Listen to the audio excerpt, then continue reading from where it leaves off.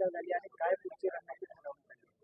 नाशिक पुणे रेल्वेच्या बाबतीमध्ये पूर्वीचा जो आराखडा होता त्या आराखड्याप्रमाणेच रेल्वे झाली पाहिजे. ती नाशिकवरून सिन्नर, अकोले, संगमनेर मार्गे राजगुरुनगर, नारायणगाव, राजगुरुनगर, चाकण मार्गे पुण्याला गेली पाहिजे. अशा पद्धतीची आमची मागणी ही सातत्याने होत आहे. नाशिकवरून शिर्डीची जी रेल्वे डायरेक्ट लाईन त्यांना करायची आहे त्याच्यासाठी पण आमचा पाठिंबा आहे, त्याच्याबद्दल आमचा विरोध नाही. नगरवरून पुण्याला जी डायरेक्ट लाईन करायची आहे त्याचंही तेही झाली पाहिजे. ती आज दौंडवरून जाते, ते न होता सरळ मार्गाने झाली पाहिजे, ही आमची मागणी आहे.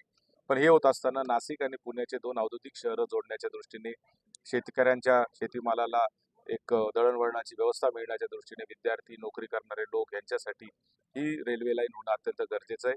त्यासाठी महारेल आणि महाराष्ट्र शासनाच्या वतीने जवळजवळ 1000 कोटी रुपये जे आहे ते खर्च करून भूमी अधिग्रहण जमिनीचं झालेलं आहे.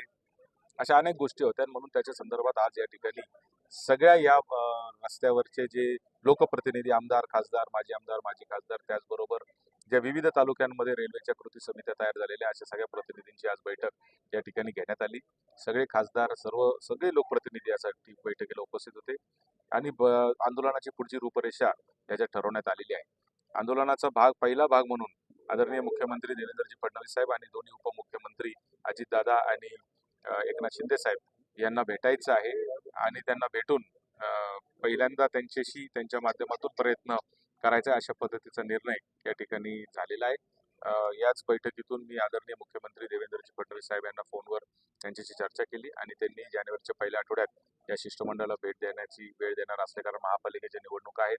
2 तारखेपर्यंत माघारीचं ती गडबड आहे. त्याच्यानंतर ते म्हणाले की मी भेटण्यासाठी वेळ देणार आहे. तर माननीय मुख्यमंत्री भेटण्यासाठी वेळ देतील, त्यांच्या समोर हे सगळे मुद्दे आम्ही मांडणार आहोत.